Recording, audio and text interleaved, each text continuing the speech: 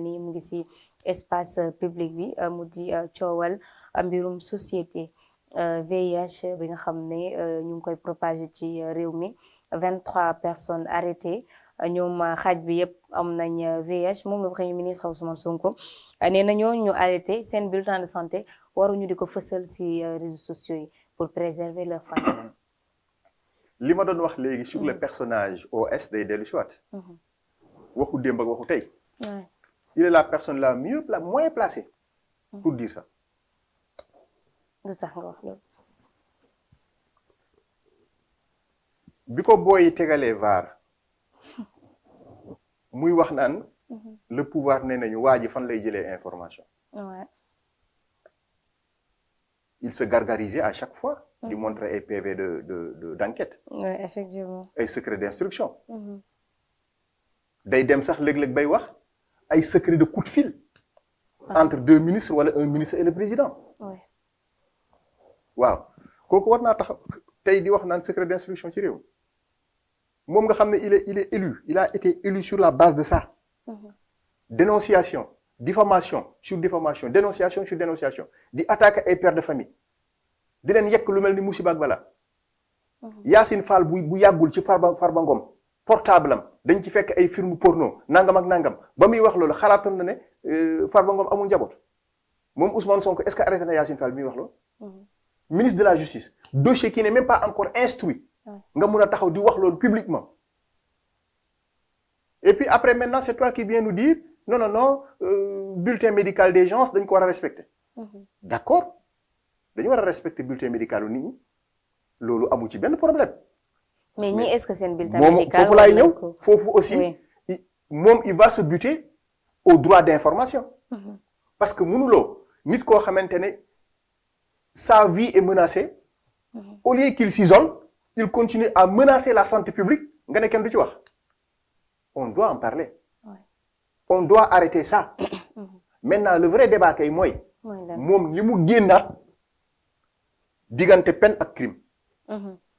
je renforce les peines. surtout sur l'homosexualité ak li ñu diggee woon mu di criminaliser l'homosexualité. et foofu il faut que je vérifie une chose. parce que projet de loi. selon la constitution le chef de l'État moo ko mën def. les députés proposition de loi lañu mën def. moom nee na moom moo porté projet. moom moo ko porté nee na c'est le seul projet que j'ai porté. oui. est-ce qu'il a écrit directement à l'Assemblée ou il est passé par le président de la République il faut que je vérifie ça. parce que moom il n'a pas le droit il n'a aucune prérogative à saisir l'Assemblée à travers un projet de loi. amul ci prérogative boobu. léegi nee na moom boobu kese la porté. donc un premier ministre amul prérogative. amul prérogative boobu. donc su ko dugalee c'est illégal. c'est illégal. ça passe par le président de la République. le projet de loi qui est porté par le gouvernement c'est le président de la République qui saisit. et pourtant les députés ñu ngi woon foofu noonu à l'Assemblée pourquoi poser wuñ ko boobu question. on va voir pourquoi poser wuñ ko moo tax ma la doon wax naan la. cette 15e législature est en deçà de toutes les législatures que le Sénégal a connues. mais loolu li wóor. li wóor moo di que d'un crime on passe à une peine renforcée. qu'à cela ne tienne. kon en vérité foofu il doit un discours de vérité au Sénégal. quand on accusait Macky Sall d'avoir un agenda caché sur l'homosexualité qu'en est-il aujourd'hui? est-ce que ñoom bi ñu naan bu may falu li may njëkk a def mooy on criminalise ba peuple bi yëpp ànd ceeg ñoom est-ce que moom il a le droit de dire ku ci waxuloon démb waroo cee wax tey une question qui intéresse autant les Sénégalais que les Sénégalaises. tu vois tellement c'est maladroit. toujours le moi haïssable qui est en lui. fi réew mi tollu tey moom xam na ni. maa waxoon waxatuma moom amul courage ñëw ne li ma waxoon kat lii ak lii moo tax ma soppi ko musta am. toujours il revient pointer du doigt accuser wax lu amul. ci nit ñi mais ñëpp xam nañu ne aujourd'hui la peine renforcée. moom il a fait un aveu de taille. nee na ça vient de lui. qui devait criminaliser. donc on ne parle plus de crime maintenant. donc tout ce qui disait que waa Pastef ce gouvernement Ousmane Sonko ne criminalisera jamais l'homosexualité ils ont raison. donc am na koo xam ne loolu moom mës a nekk développement moo di Bougane Gueye Dany il a toujours dit que ne. ils ont raison même su yegsee du criminaliser l'homosexualité. léegi nag pourquoi du ko def c'est ça la grande question. loolu aussi question la. franchement j'ai envie de savoir creuser ko nga wax ma.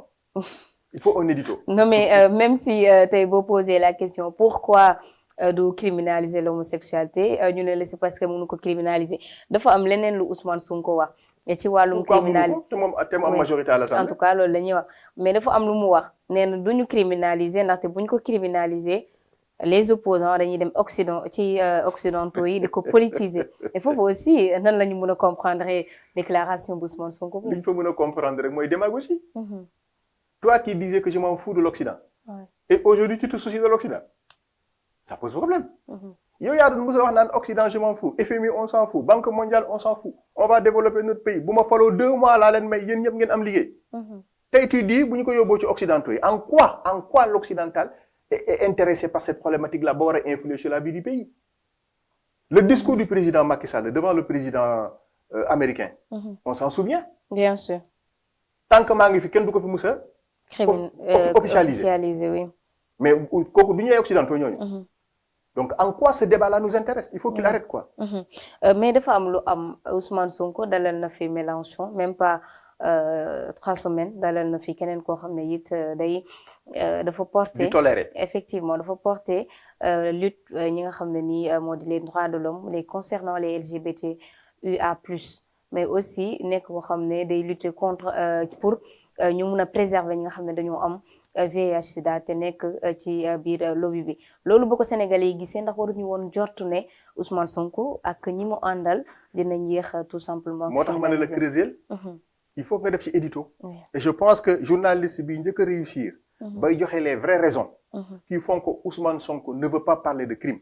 Je pense que éditorial boobu dina battre des records de vues. Parce que les Sénégalais ont envie de savoir. Ils ne comprennent pas qu'est-ce qui se passe là. On ne comprend pas. Quel est le problème? Il y a vraiment un problème quoi. Bien sûr. Problème mu dégage mais aussi bëgg naa ñëw ci loi bi nga xam ne ni moo di durcir peine yi au temps de Macky Sall est-ce que proposé woon nañ ko à l'Assemblée nationale. Non xam nga au temps de Macky Sall. l'état de délit moo fi ne woon. délit moo fi nekkoon mais moo fi ne ba tey acte contre nature. Les actes contre nature ont été considérés comme un délit. Oui. Avec des peines. qui étaient là et des amendes qui étaient là. ñoom dañoo ñëw durcir loolu.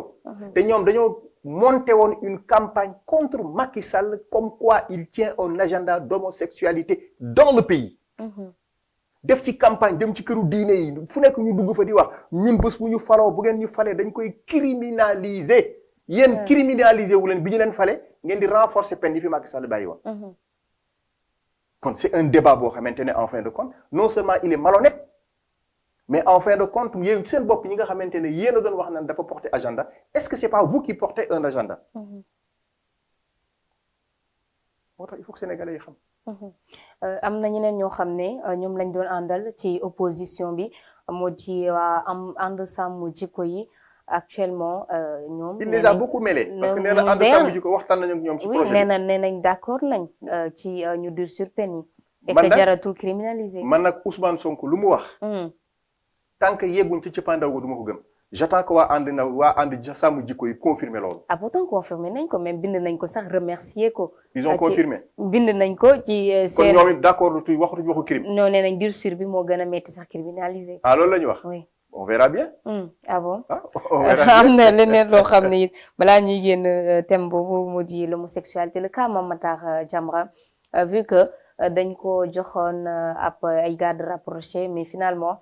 Le Premier ministre nee na moo demandé ñu dem retirer ji garde rapproché Mame Matar Jamra nag génn na nee na lépp lu ko dal Ousmane Sonko la parce que fan yii yëpp ñu ngi koy menacé.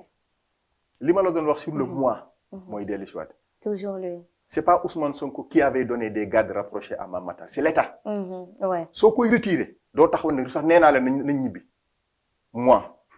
ça revient et tant que ce mois haïssable est là on va piétiner.